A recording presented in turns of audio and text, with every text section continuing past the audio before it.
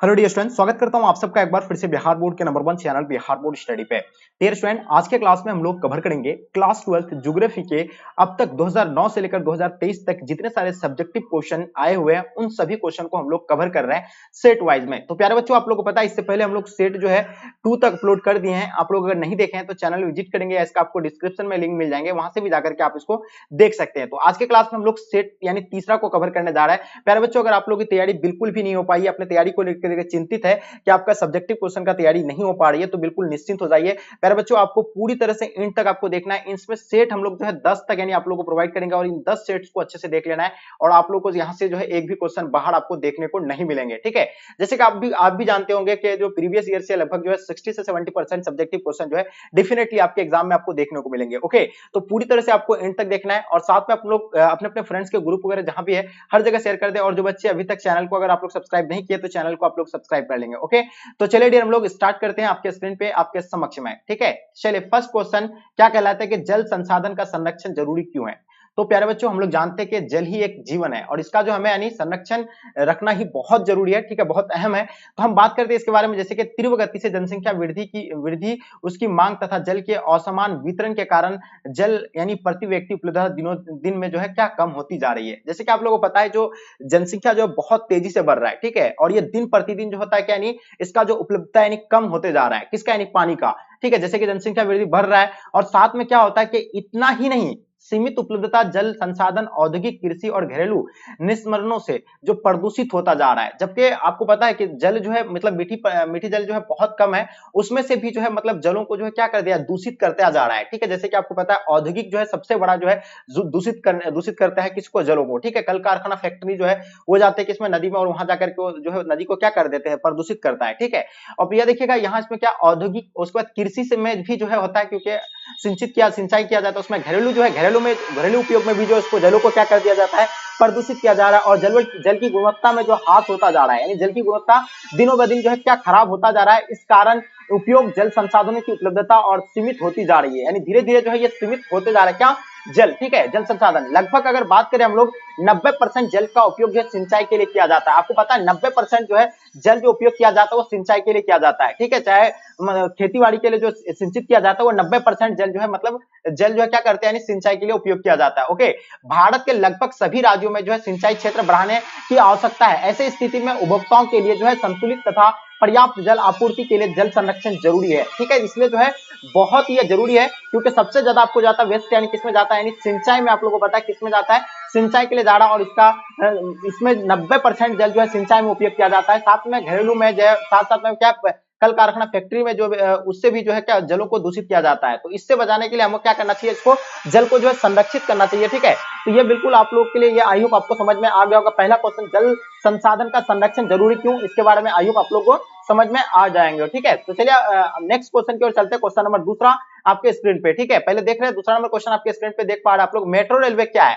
देखिए metro railway आप सुने होंगे, हाँ, सबसे पहले शायद मेट्रो रेलवे कोलकाता या दिल्ली में चलाया गया था। तो हम बात करें कि मेट्रो रेलवे क्या है। देखिए मेट्रो रेलवे शहरी परिवहन की यानी अस्थायी यातायात सेवा है। ये क्या है, एक अस्थायी यातायात सेवा है जिसमें गाड़ियां, ठीक है, काफी तीव्र से चलती है, यानी बहुत तेजी से चलता है और लोगों को जो है अपनी गंतव्य यानी स्थान पर जो है समय से पहुंचाता है। बहुत तेजी से जो लोगों को जो है यानी जो मेट्रो रेलवे के माध्यम से बहुत तेजी से पहुंचाया जाता है। ठीक है, ये भूमिगत होती है, ये भूमि के माध्यम से भी होता है और भूमि के ऊपर से भी होता है, भूमि के अंदर से भी ये जो है क्या होती है यानी चलती है। ठीक है, साथ में बता दे भूमि के ऊपर पुल के सहारे भी ये चलती है। ओके, अब ये प्रदूषण जो है क्या है को कम करती है, ये प्रदूषण को कम करती है। कौन, मेट्रो रेल जो है प्रदूषित को यानी क्या करता है जी, कम करता है, बहुत कम करता है। ठीक है, उसके बाद देखिएगा आगे, हाँ रुकिए एक मिनट, हाँ, तो ये देखिएगा ये प्रदूषित को जो है काफी यानी क्या कम करती है और भीड़ वाले क्षेत्रों में से बचकर ये चलती है। ठीक है, इसमें कोई भी ट्रैफिक वगैरह का कोई भी खतरा नहीं होता, इससे भीड़ वगैरह से बचकर चलती है। इसमें भारत में कोलकाता, दिल्ली, मुंबई और चेन्नई में यह सेवा उपलब्ध है। सबसे पहले आई थिंक हमको लगता है कोलकाता में जो है मेट्रो रेलवे चला गया था, उसके दिल्ली, मुंबई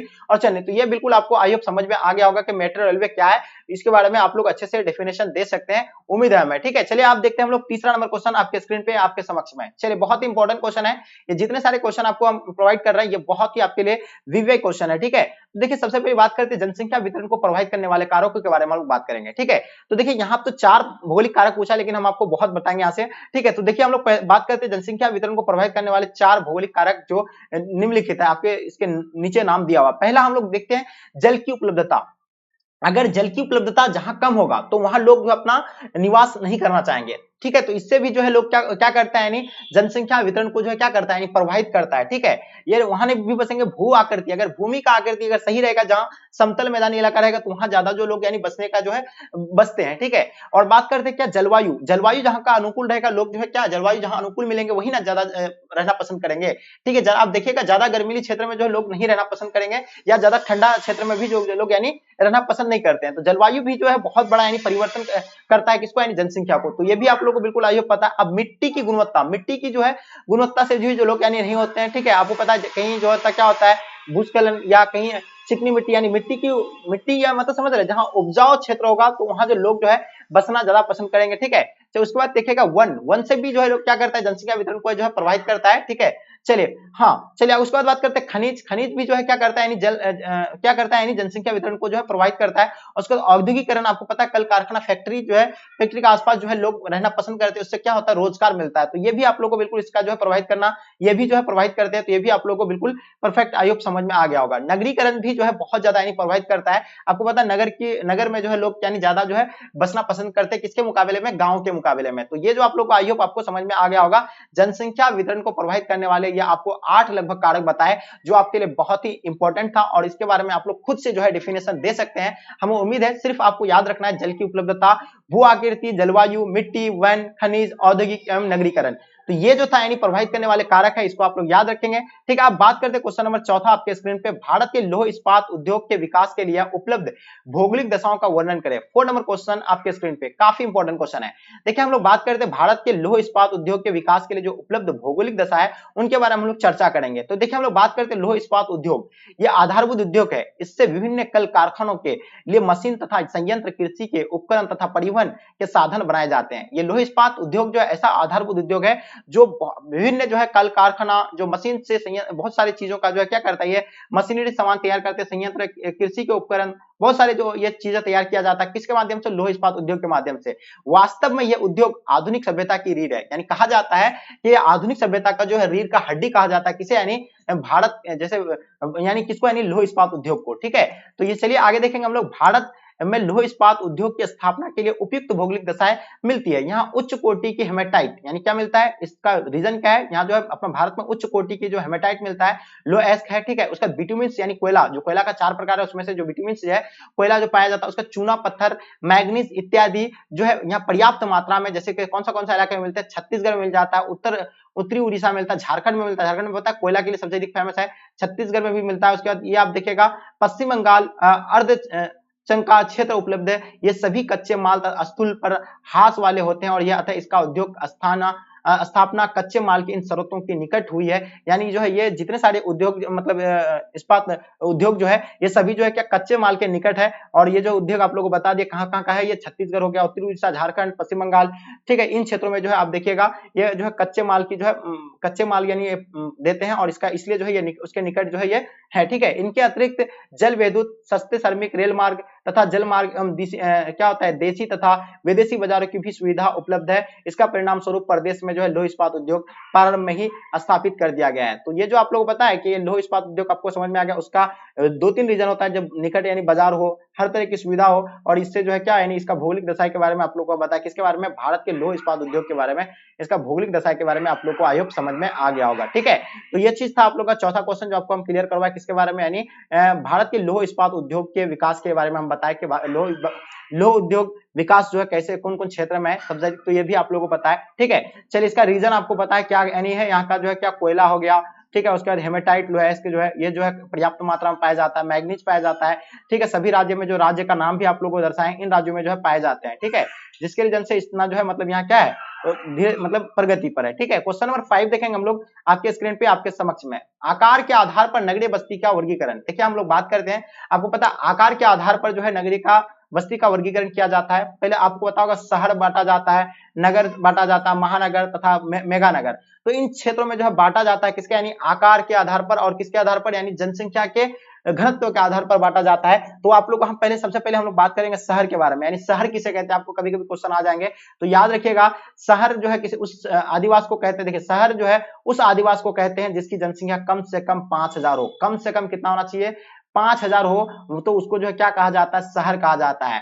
जिनका जिसका क्या जनसंख्या घनत्व जो है प्रति वर्ग किलोमीटर जो है 400 व्यक्ति हो, यानी वहां का प्रति व्यक्ति वर्ग किलोमीटर में जो बसा हुआ लोग कितना, यानी 400 होना चाहिए। उसका 75% जो है क्या होना चाहिए, पुरुष जो है श्रमिक गैर कृषि कार्यों में संलग्न होना चाहिए, यानी कृषि कार्य में जो है 75% से जो है मतलब 75% जो लोग यानी गैर कृषि कार्य से अलग कार्य में जो है संलग्न होना चाहिए, यानी प्राथमिक क्रियाकलाप से ना रहकर यानी द्वितीय तृतीय क्रियाकलाप में जो है संलग्न होना चाहिए। ठीक है, तो उसको हम लोग क्या कहेंगे, शहर कहेंगे। ठीक है, तो ये आप लोगों को बिल्कुल आयोग समझ में आ गया होगा। अब हम लोग बात करते हैं कि इसमें जो है जैसे आएगा नगर पालिका, निगम, छावनी, बोर्ड या अधुसूचित नगरीय क्षेत्र सीमित होता है, किसको, ये शहर की बात हो रही है। ठीक है, अब नगर किसे कहते हैं, नगर उस आदिवास को कहते हैं जिसकी जनसंख्या कम से कम लाख से अधिक हो, यानी 1 लाख से अधिक हो तो उसको हम लोग क्या कहते हैं, नगर कहते हैं। ठीक है, इसी प्रकार जो है 10 लाख से 50 लाख के बीच की जनसंख्या वाले आदिवास को महानगर कहते हैं, और 50 लाख से अधिक जनसंख्या वाले आदिवास को क्या कहा जाता है, मेगानगर कहा जाता है। तो डियर स्टूडेंट, आई होप उम्मीद करता हूं कि आपको समझ में आ रहा है।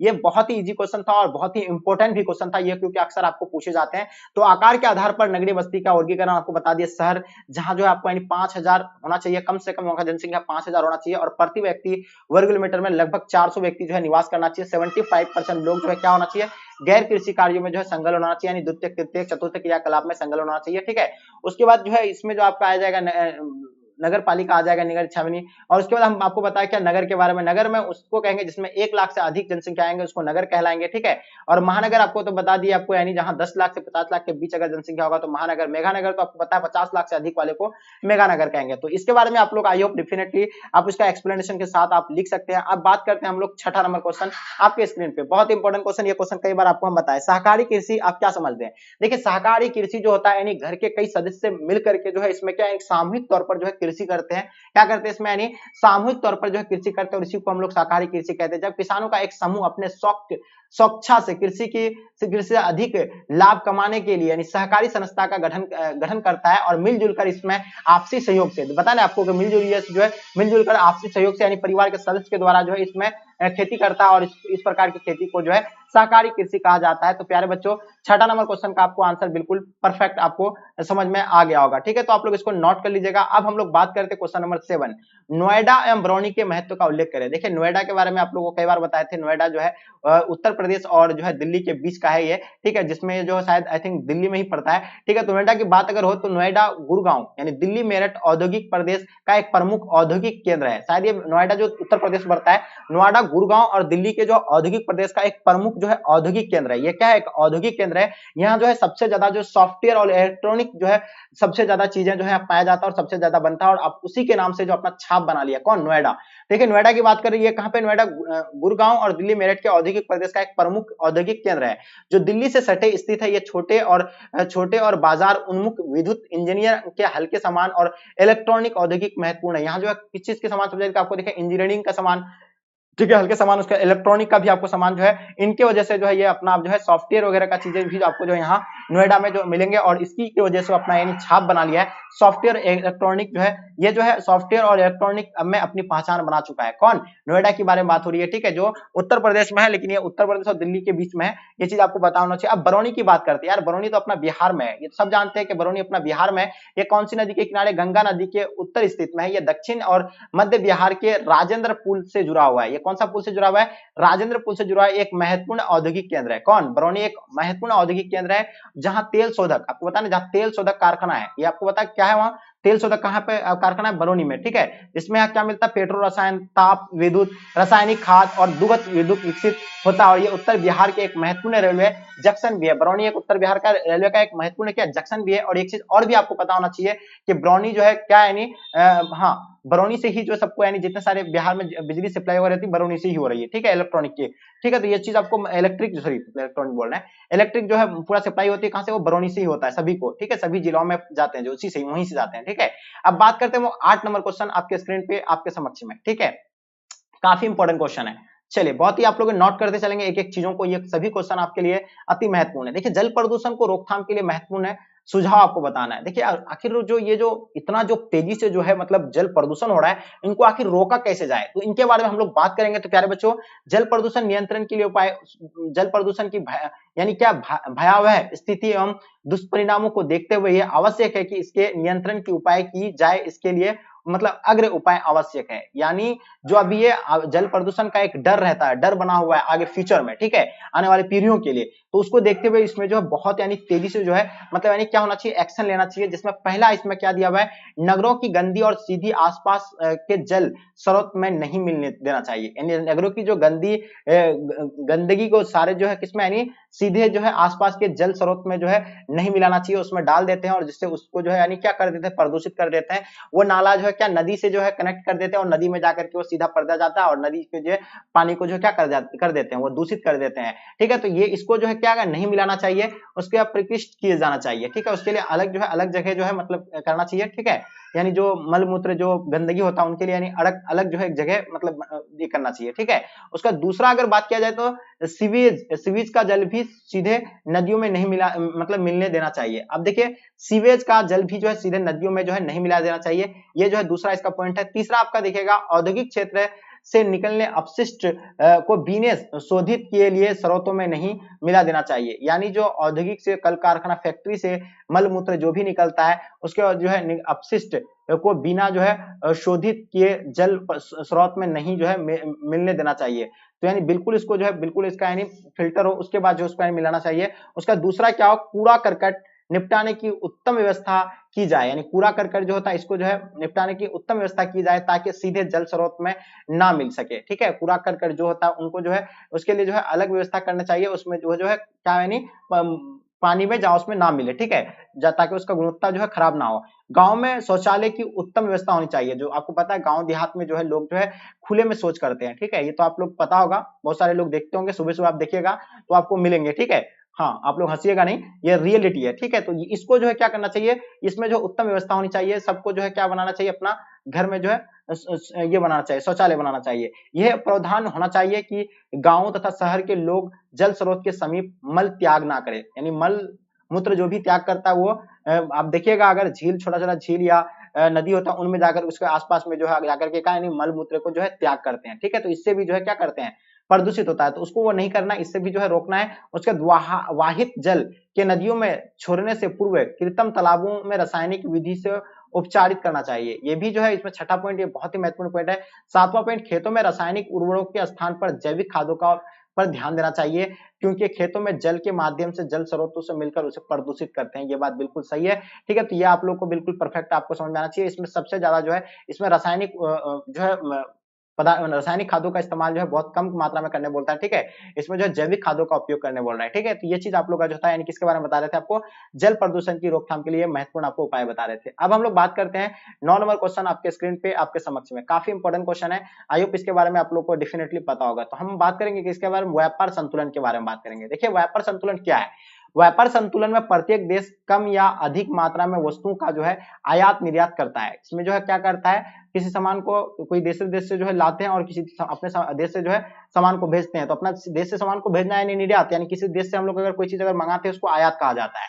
तो ये दोनों जो है क्या करता है, यानी अधिक मात्रा में वस्तुओं का जो है आयात निर्यात करता है, और वस्तुओं के आयात निर्यात का अंतर व्यापार जो है संतुलन कहा जाता है। आयात और निर्यात ही जो इसको क्या कहा जाता है, इसका अंतर को ही जो है व्यापार संतुलन कहा जाता है। ठीक है, यदि किसी देश में निर्यात की जाने वाली वस्तु का मूल्य आयात की जाने वाली वस्तुओं के मूल्य से अधिक हो, यानी कोई जो है निर्यात यानी जो सामान जो भेजते हैं अदर कंट्री, वो जो है मूल्य जो उसमें यानी ज्यादा हो, और अगर जो हम लोग सामान मंगाते हैं उसमें जो है क्या हो, वस्तु का मूल्य जो है कम हो, तो उसको हम लोग क्या, तो अनुकूल व्यापार का संतुलन कहलाता है। उसको क्या कहा जाता है, अनुकूल व्यापार संतुलन कहा जाता है। अगर हम किसी चीज को अगर बेचते हैं किसी के पास, तो ज्यादा अगर हमको वैल्यू मिलता है, और हम किसी चीज को कोई अदर कंट्री से मंगा रहे हैं उसमें कम प्राइस में लेके आते हैं, तो इसी को जो हम लोग क्या कहेंगे, अनुकूल यानी संतुलन कहा जाएगा। ठीक है, व्यापार संतुलन, अनुकूल व्यापार संतुलन कहा जाएगा। जबकि अगर निर्यात की जाने वाली वस्तुओं की कीमत आयात की जाने वाली वस्तुओं के मूल्य से कम हो, तो ये जब मतलब क्या होगा, प्रतिकूल व्यापार संतुलन या विलोप व्यापार कहलाता है। यानी सीधे का मतलब यानी कि आप कोई चीज को अगर मंगाते हैं, ठीक है, और कोई चीज आप अगर मतलब लेके आते हैं, तो वो जो लेके आते हैं वो चीज अगर आपका ज्यादा यानी महंगा पड़ रहा है, और जो चीज आप भेज रहे हैं वो जो आपका यानी ज्यादा उसका आपको यानी क्या नहीं मिल रहा है, कीमत नहीं मिल पाती है, तो ये जो होगा आपका यानी कौन सा होगा, ये प्रतिकूल प्रतिकूल व्यापार संतुलन या विलोप व्यापार कहलाता है। ये बिल्कुल आप लोग को आई होप समझ में आ जाना चाहिए। 9 नंबर क्वेश्चन बहुत इंपॉर्टेंट था और ये काफी आपके एग्जाम के लिए इंपॉर्टेंट है। अब हम लोग बात करेंगे 10 नंबर क्वेश्चन आपके स्क्रीन पे आपके समक्ष में। नगरीय बस्ती के किन रूपों में मिलती है? देखिए नगरीय बस्ती के बारे में आप लोगों को पता है, ठीक है। नगर और ग्रामीण में जो आपको डेफिनेटली आपको बहुत ही अंतर दिखने को मिलेंगे, ठीक है। अब हम लोग बात करते हैं क्या, अगर सबसे पहले बात करते हैं नगरीय बस्ती किन रूपों में मिलते हैं, तो देखिए नगरीय बस्ती ग्रामीण बस्तियों से अपने कार्यों एवं स्वरूप दोनों में ही जो है बहुत ही अलग होता है, ठीक है। ग्रामीण बस्तियां का मुख्य आधार जो होता है क्या होता है, ग्रामीण लोगों का जो है मुख्य आधार जो होता है कृषि होता है, ठीक है। खेती करना होता है, मछली पकड़ना, ये जो इसका यानी क्या होता है, ये प्रमुख जो है क्या है, यानी प्रमुख जो इसका व्यापार है या जिसको प्रमुख कार्य बोलेंगे इसको हम लोग, ठीक है, आधार है। जबकि नगरीय बस्तियों का आधार जो व्यवसाय या उद्योग अर्थात आर्थिक क्रियाकलाप प्रधान के रूप में होता है। यानी नगर के लोग जो है वो द्वितीय और तृतीय क्रियाकलाप में जो है संलग्न रहते हैं और गांव के लोग जो है प्राथमिक क्रियाकलाप में जो है संलग्न रहते हैं। नगरीय बस्ती में रहने वाले लोगों को अपने भोजन और वस्त्रों के लिए जो है अनाज और रेशे उत्पादन करने की आवश्यकता नहीं होती है। इसको यानी नगर में नगरीय बस्तियों वाले को जो है कोई जो है खेती बाड़ी इसमें करना नहीं पड़ता, इसको अनाज उत्पादन नहीं करना पड़ता है, ठीक है। ये लोग इन वस्तुओं को पर्याप्त करने के लिए माल तैयार करते हैं, इनके खरीद बेचने और अन्य लोगों को लिखाने पढ़ाने राजकाज के चलाने इसी तरह के अन्य कार्यों में लगे रहते हैं। यानी किसमें, नगरीय बस्ती के बारे में आपको बता रहे हैं। नगर में जो है ऐसे होते हैं, ठीक है, जिसमें जो है लोग वहां एजुकेटेड मिलेंगे आपको, जिसमें सेकंड एंड थर्ड क्रियाकलाप में आपको जो है लोग वहां का संलग्न देखने को मिलेंगे। लेकिन वहीं अगर बात किया जाए ग्रामीण में, तो ग्रामीण में प्राथमिक कार्यों में जो है संलग्न रहते हैं। यहाँ के लगभग 70% लोग जो है, ठीक है, यानी खेती बाड़ी में जो है लगे रहते हैं और यही आप लोगों का इसी को जो है नगरीय बस्तियां किन रूप में मिलता है, तो ये नगरीय बस्तियां के बारे में आप लोग को बता दिए, ठीक है। तो चलिए डियर, ये था आप लोग का जो अति हम लोग महत्वपूर्ण क्वेश्चन था, ये 10 क्वेश्चन को हम लोग सेलेक्ट किए थे, ठीक है। सेट हम लोग आज 3 को कंप्लीट कर लिए। अगर आप लोग नहीं देखे सेट 3 तक तो आप लोग एक बार जाइए, सेट 1 सेट 2 सेट 3 को देख लेंगे। उसका सेट आप लोग को इसका जो है नेक्स्ट क्लास में सेट 4 मिलेंगे। तो प्लीज आप लोग ज्यादा से ज्यादा आप लोग शेयर करें। अगर ज्यादा से ज्यादा अगर इसमें अगर व्यूज आ जाता है तो सेट 4 बहुत जल्दी जो है आप लोग अपलोड हो जाएगा। तो इसलिए आपसे प्लीज मेरी रिक्वेस्ट है कि आप लोग ज्यादा से ज्यादा अपने फ्रेंड्स के ग्रुप वगैरह जहां भी है हर जगह जरूर शेयर करें, क्योंकि आप लोग के डिमांड पे जो है ये क्लास हम लोग कर रहे हैं, ठीक है। तो डियर यहीं तक आज के क्लास को हम लोग एंड करते हैं। जब तक के लिए जय हिंद जय भारत।